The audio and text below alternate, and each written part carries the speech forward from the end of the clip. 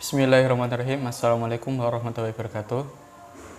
Masih bersama saya Arbabun Nuha di channel Monas Muda Institute. Pada kali ini saya akan menerangkan tentang bab i'rab yang ada pada kitab Mukhtasar Jidan. Nah, kitab Mukhtasar Jidan ini merupakan kitab syarah dari kitab Jurumiyah yang dikarang oleh Syekh Sun Haji. Nah, syarah ini merupakan sebuah kritikan terhadap satu kitab. Dalam artian, kalau dalam konteks kitab Mukhtasar Jidan berarti kritikan terhadap kitab Jurumiyah, begitu. Kemudian dalam kitab Jurumiyah dijelaskan tentang pengertian i'rab yang terdapat pada bab i'rab. Syekh Sun Haji mengatakan bahwa al-i'rabu huwa taghyiru awakhir kalimi likhtilafil awamili ad-dakhilati 'alaiha lafdhun aw taqdirun. Beliau mendefinisikan i'rab sebagai suatu perubahan akhir kalimat dikarenakan berbeda-bedanya amil yang masuk, baik itu perubahan secara lafadz maupun secara kira-kira. Nah, kemudian disyarahi pada kitab Mukhtasar Jidan bahwa i'rab ialah yakni anal i'raba huwa taghyiru ahwali awakhir kalimi bisa babidukhul awamili al-mukhtalifati wa dzalika nahwu zaitun fa innahu qabla dukhul awamili mauqufun. Nah, kemudian pengarang Mukhtasar Jidan itu mendefinisikan i'rab sebagai perubahan keadaan akhir kalimat disebabkan berbeda-bedanya amil yang maksud. Dan oleh karena itu, apabila pada sebuah kalimat tidak terdapat amil, maka itu mauquf. Seperti contoh zaitun fa innahu qabla dukhul awamili mauqufun. Nah, lafaz zait ini sebelum kemasukan amil itu mauquf atau dalam artian tidak bisa dibaca. Laisa mu'raban wal mabniyan wala marfu'an wala ghairuhu. Tidak mu'rab, tidak mabni, tidak rafa dan juga lainnya. Jadi pada lafaz zaid sebelum kemasukan amil itu tidak bisa dibaca. Tidak memiliki i'rab dan juga tidak memiliki tidak memiliki bentuk begitu. Fa idza dakhala alaihi al-amilu fa in kana yatlubu ar-rafu rufi'a. Nah, kemudian ketika lafaz zaid ini kemasukan sebuah amil, sesuatu yang merubah, itu kemudian ketika amil tersebut menuntut untuk dibaca rafa, maka amil tersebut dirafa'kan. Nah, dalam bab i'rab ini atau dalam nahwu khususnya, yang perlu diperhatikan adalah perubahan akhir kalimat, harokat akhir kalimat. Apakah akhir kalimat itu diharokati dhammah, kemudian berubah menjadi fathah, dari fathah kemudian berubah menjadi kasroh, atau bisa juga dialamati dengan sukun begitu. Nah, dalam kasus amil yang menuntut suatu lafaz untuk dibaca rafa, seperti contoh ja'a zaitun fa innahu fi'lun yatlubu fa'ilan wal fa'ilu marfu'un fa yakunu zaitun marfu'an bi ja'a al annahu fa'iluhu. Nah, seperti contoh pada lafaz ja'a zaitun. Nah, ja'a ini merupakan sebuah fi'il dan fi'il menuntut untuk adanya fa'il. Nah, kemudian fa'il itu dibaca rafa. Nah, kemudian pada lafaz ja'a zaitun, zaitun ini berposisi sebagai fa'il. Dan tentunya ketika zaid ini berposisi sebagai fa'il, maka dia wajib diharokati atau dialamati dengan dhammah begitu. Wa in kana al-amilu yatlubu an-nasba nusiba ma ba'dahu. Nahu ra'aitu zaidan fa innahu ra'aitu fi'lun wa ta'u fa'iluhu wa zaidan maf'ul lahu wal maf'ulu mansubun wa in kana yatlubu al-jar ila akhirih. Dan kemudian pada ketika ada sebuah amil yang menuntut untuk dibaca rafa, maka dirafa'kan, dinasabkan. Apabila ada sebuah amil yang menuntut untuk dibaca rafa, maka dibaca rafa. Dan kemudian kalau ada amil yang menuntut untuk dibaca nasab, maka dinasabkan. Seperti contoh ra'aitu zaidan. Nah, ra'aitu ini merupakan susunan dari fi'il dan juga fa'il. Fa'ilnya ra'a, kemudian fi'ilnya ra'a, kemudian fa'ilnya tu berupa dhamir, fa'il berupa isim dhamir. Kemudian zaidan ini menjadi maf'ul dari lafaz ra'aitu. Nah, kemudian karena posisinya sebagai maf'ul, lafaz Zaid ini tentu wajib dibaca nasab karena hukum maf'ul tadi dibaca nasab. Kemudian wa kan al-jarru jurra ma ba'dahu nahu al-ba'u fi nahwi martu bi Zaidin. Fa Zaidun masirun bil ba'i fataghayyarul akhiru min raf'in ila nasbin aw jarrin. Nah, kemudian yang terakhir ini adalah pada contoh ini itu adalah jar. Apabila kok ada amil yang menuntut sebuah lafaz dibaca jar, sebagai contoh ba, maka lafaz tersebut wajib dibaca jar. Seperti pada contoh martu bi Zaidin.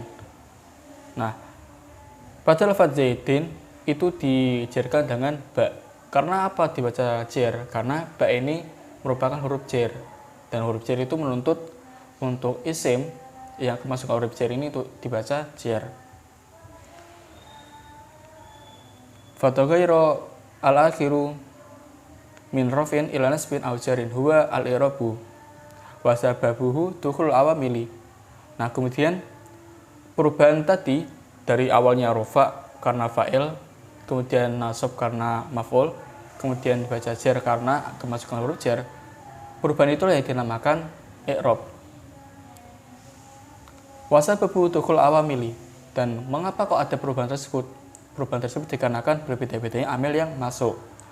Wa qawlu lafdzun aw taqdirun. Nah, sekarang pada teks terakhir di bacaan Jurmiyah, al-i'rabu wa tahyiru awakhir kalimil ikhtilafil awamil ad-dakhilati 'alaiha lafdzun aw taqdirun. Nah, yang dimaksud lafdzun aw taqdirun itu ialah perubahan yang tidak tampak. Kalau yang takdirun.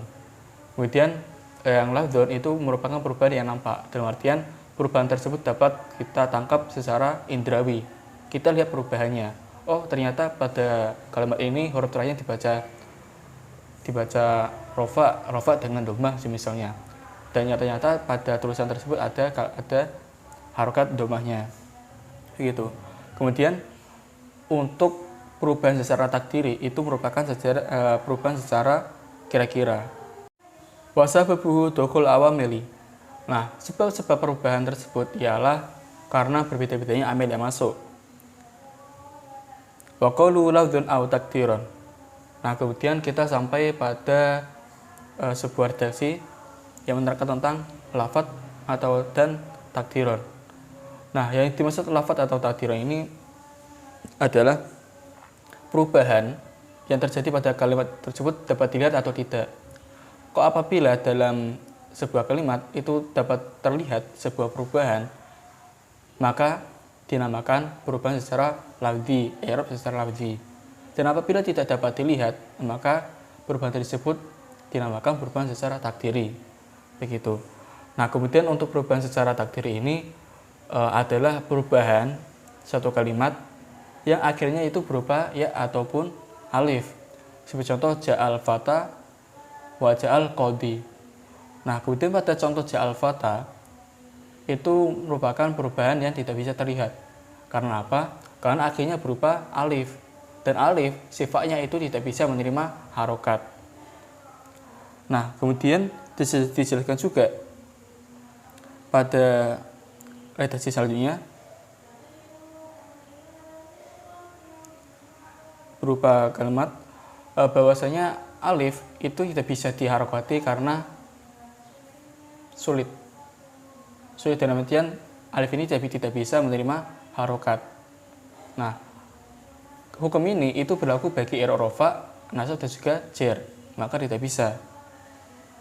Nah, kemudian karena perubahan inilah, karena tidak dapat diharokati inilah atau sulit itu, maka tidak dapat diharokati.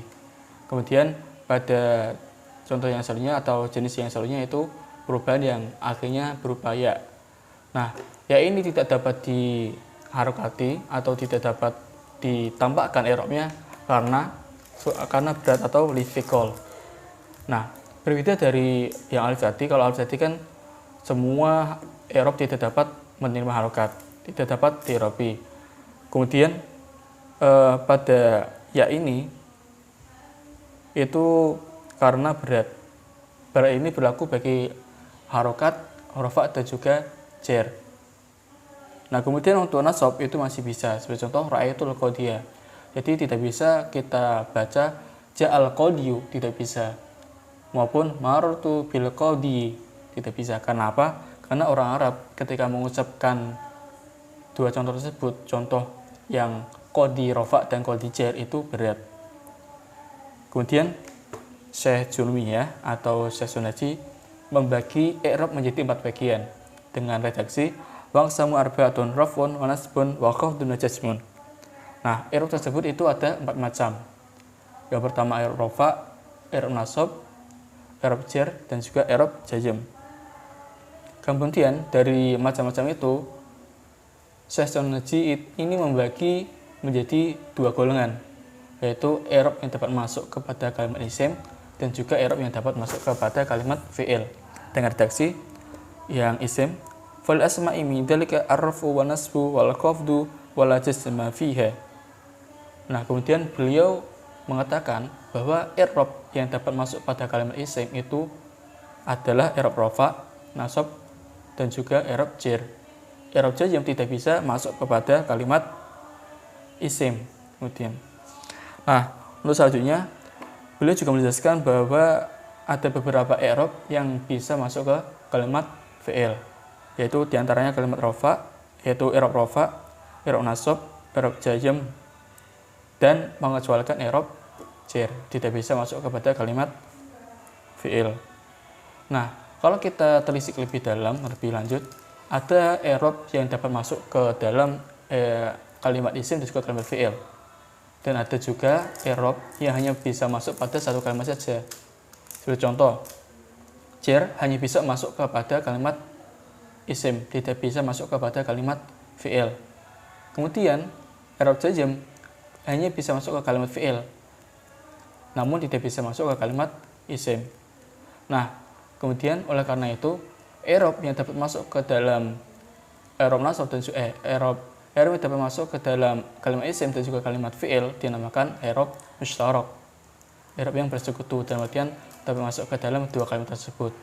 Kemudian i'rab yang dapat masuk kepada satu kalimat saja, maka itu dinamakan kalimat atau maka dinamakan i'rab mustaq, yaitu i'rab jazm yang hanya dapat masuk pada kalimat fi'il, dan i'rab jar yang hanya masuk pada kalimat isim.